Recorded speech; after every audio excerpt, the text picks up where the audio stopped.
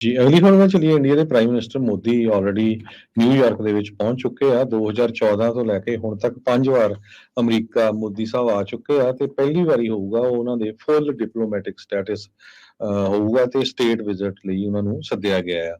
ਅੱਜ ਉਹ ਨਿਊਯਾਰਕ 'ਚ ਪਹੁੰਚੇ, ਉੱਥੇ ਜੋ ਬਿਜ਼ਨਸ ਲੀਡਰਸ ਆ ਉਹਨਾਂ ਦੇ ਨਾਲ ਗੱਲਬਾਤ ਕੀਤੀ, ਜਿਨ੍ਹਾਂ ਦੇ ਵਿੱਚ ਟੈਸਲਾ ਦੇ CEO ਇਲੋਨ ਮਸਕ ਵੀ ਆ, ਜੋ ਕਹਿੰਦੇ ਆ ਵੀ ਇੰਡੀਆ ਦੇ ਵਿੱਚ ਹੋ ਸਕਦਾ ਫਿਊਚਰ ਦੇ ਵਿੱਚ ਉਹ ਪਲਾਂਟਸ ਲਾਉਣ।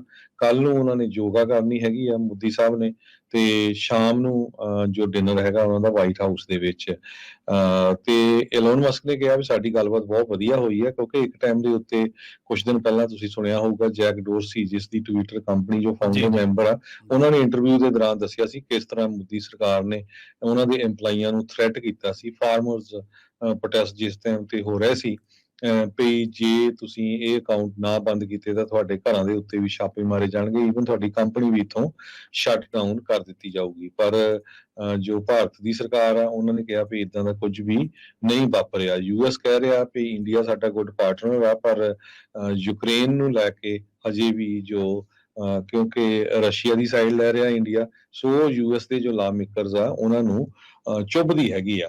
US ਦੇ ਲਾ ਮੇਕਰਸ ਨੇ ਮੋਦੀ ਸਾਹਿਬ ਨੂੰ ਐਡਰੈਸ ਕਰਨ ਦੇ ਲਈ ਜੁਆਇੰਟ ਮੀਟਿੰਗ ਕਾਂਗਰਸ ਦੇ ਵਿੱਚ ਸੱਦਿਆ ਹੈਗਾ ਆ। ਦੂਜੀ ਵਾਰੀ ਇਹ ਐਡਰੈਸ ਹੋਊਗਾ।